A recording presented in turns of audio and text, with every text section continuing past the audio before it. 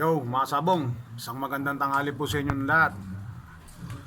Dito naman po tayo sa ating hasa lesson sa tare, mga sabong.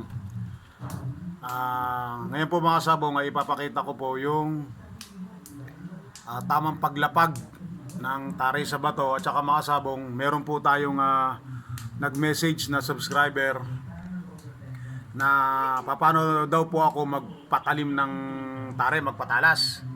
At saka ang problema naman po nung isa, bali dalawa po sila, nag-PM sa akin. Yung isa sa YouTube po sa akin nag-message. Baku-baku raw po yung kanyang hasa, mga sabong.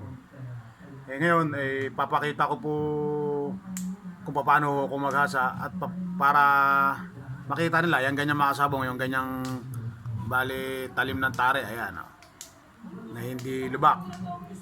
Ayan. Papakita ko po mga sabong. Bago ang lahat mga sabong, shoutout nga pala mga sabong dun sa aking mga subscriber kay Joel Bernaldez, Janice Abdua, Roldan Cabrilas, Anthony Candia, Kasumika Vlog mga sabong, at saka kay John Marvic Lorete. Ayan. Shoutout to sa inyo sa lahat ng mga subscriber ko mga sabong. Pero bago ang lahat mga sabong, kung bago lang kayo, huwag niyo kalimutan mag-subscribe mga sabong. Tsaka paki-follow na rin po ako sa aking FB page, Facebook page, J. Ruga mga sabong, ganun din sa YouTube. Ayan. Bale, ito pong dalawa dito ay nagtanong sa akin. Ito pong si Janice Abdua at saka si John Marvic Lorete mga sabong, kung paano raw tumalas yung aking hasa, paano magpatalas ng hasa mga sabong. At saka yung isa naman ay baku-bako mga sabong. Ngayon mga sabong, ipapakita ko po sa inyo yung kung paano ako maghasa at paano magpatalas mga sabong.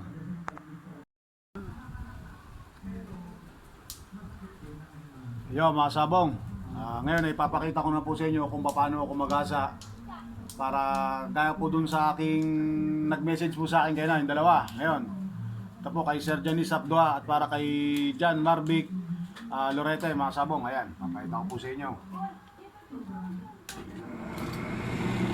Ayan. Sa pag-aasa kasi mga sabong, kailangan pag linapag nyo yung talim dito mismo sa bato, kung ano yung labag ninyo, yun na yung hagod nyo mga sabong. Hindi nyo siya pwedeng, halimbawa ganito, ganyan nyo siya mga sabong, hindi nyo po pwede. Kasi nga magkakaroon siya ng unang-una bako, yung magkakaroon ba ng lubak sa talim dito mga sabong. Kaya kailangan pag ilalapag nyo siya ganito mga sabong, ayan, steady, kung anong lapag nyo yun lang siya mga sabong, hanggang hila, hanggang dulo mga sabong, ganyan. Ayan, pag lapag nyo ng ganito, ganyan, yan, huwag nyo sasalungatin yung bato mga sabong, ganyan. Pagdating naman tayo sa dulo, bahagyang iyuyuko nyo, nakaganyan, para dun sa tinatawag natin mga kasabong na yan, na diamond. Naka-diamond yung dulo niya mga kasabong. Yan. Yan, ganyan. Bahagyang lapag lang, katamtaman mga kasabong. Ayan. Yan. Para naman dun sa katanungan sa akin na kung paano ako magpatalas ng tare. Sa pagpapatalas kasi ng tare mga kasabong, nasa sayo na lang yan. Ang tare naman kasi, basta maganda lang ang pagkahasa, pino, mabilis ng patalasin yan. Huwag lang yung bako-bako mga kasabong. Kaya dyan sa mga baguhan, ako dati rin naman akong baguhan mga kasabong. Sa mga baguhan ha, ako dati, yung mga tanong nyo sa akin, tanong ko rin nung araw yan. Dahil ang hasa ko, bako-bako rin nung araw. Tsaga-tsaga lang sa mga baguhan mga sabong. Makukuha at makukuha nyo rin yung tamang hasa nyan. Mga sabong, ayan o. Yan. Yan. Tamang lapag lang sa bato. Huwag nyo lang gaganong-ganon yung mga sabong. Para hindi magkaroon ng lubak. Ayan, ganyan lang. Paglapag nyo mga sabong, ganyan lang o. Ayan. Yan. Kung titignan ninyo mga sabong, ayan o. Yung hasa ko makintab. Yan mga sabong o. Makintab yan. Wala siyang lubak-lubak. Yan. At saka doon sa mga baguhan na medyo nahihirapan pa, ayan o, mga sabong, di ba, ang kintab, mirror finish yan. Samahan nyo ng konting diin. Nito, ganito, mga sabong. Ito, kawayan tong gamit ko. Samahan nyo na ng konting diin. Ayan, mga sabong. Ayan. Ayan. Technique ko dyan, paano nyo malalaman kung matalas na, mga sabong, nang hindi nyo tinitesting sa kamay, ganyan. Diba, ito ang ilaw, mga sabong. Iharap nyo sa ilaw, ganyan. Nakaganyan kayo sa ilaw, ganyan, mga sabong. Yan, o. Pag nakita nyong wala nang puti-puti, mga kasabong, madilim, kumbaga sa ano, malinaw na, ibig sabihin niya, mga kasabong, matalas na yung tari nyo. Mas lalo pa kapag tinesting niya, mga kasabong, gaya nito. Ayan, o. Dumidikit na yan, mga kasabong, o. Napakatalas na ho niyan, lalo na yung dulo, mga kasabong. Ayan, o. Kahit saan anong anggulo, ayan, o. Yan, mga kasabong, kahit saan anggulo yan, talagang kakapit niya. Kaya pag tumama yan, talagang pasok na pasok, mga kasabong. Ayan, o. Hindi nabubunot yan, o. Yan, o. Yan. Yan doon sa mga baguhan, yan.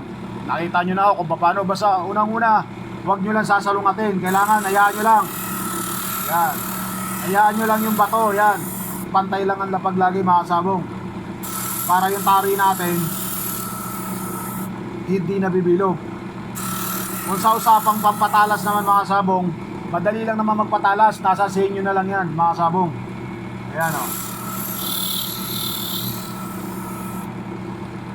Kasi lahat naman tayo, mga kasabong, nag-uumpisa tayo dun sa hindi tayo marunong. Lahat naman, kahit sinong sikat na tari maker, hindi rin marunong nung una yan, mga kasabong. Nag-umpisa rin yan sa gaya ninyo, nagtatanong din kayo. Doon din nag-umpisa yan. Yan. Isa lang masasabi ko sa inyo, mga kasabong, kapag kayo marunong na, sarili nyo lang ang makakapagsabi sa inyo. Sarili nyo mismo ang makakapagsabi sa inyo na marunong na kayo. Kayo mismo makaka-discover sarili niyo, makakapagsabi sa sarili nyo na marunong na kayo, mga kasabong. Kasi yung iba dyan, gaya ko, nagtatanong-tanong din ako dati sa mga maker. Isa lang sagot nila sa akin, mga kasabong, mahirap maghasa. Alam ko, mahirap. Diba? Kasi nadanasan na nila yan, mga kasabong. Siyempre, sa ating mga baguhan, kailangan din naman natin ng sagot ba nila, opinion nila, para pandagdag lakas ng loob para matuto tayo, mga kasabong. Gaya sa akin, mga kasabong, gaya ninyo mga baguhan. Kung may mga tanong kayo, mga kasabong, PM nyo lang ako. I-ano nyo ako sa messenger ko, J. Ruga, mga kasabong. Sasagutin ko lahat. Magsisend ako ng video sa inyo kung paano, kung saan parte kayo nahihirapan, sasagutin ko at magsisend ako ng video sa inyo para, mga kasabong, para mas lalo nyong maintindihan. Ako kasi hindi madamot pagdating sa mga ganyang bagay, kasi hindi naman natin madadala yan.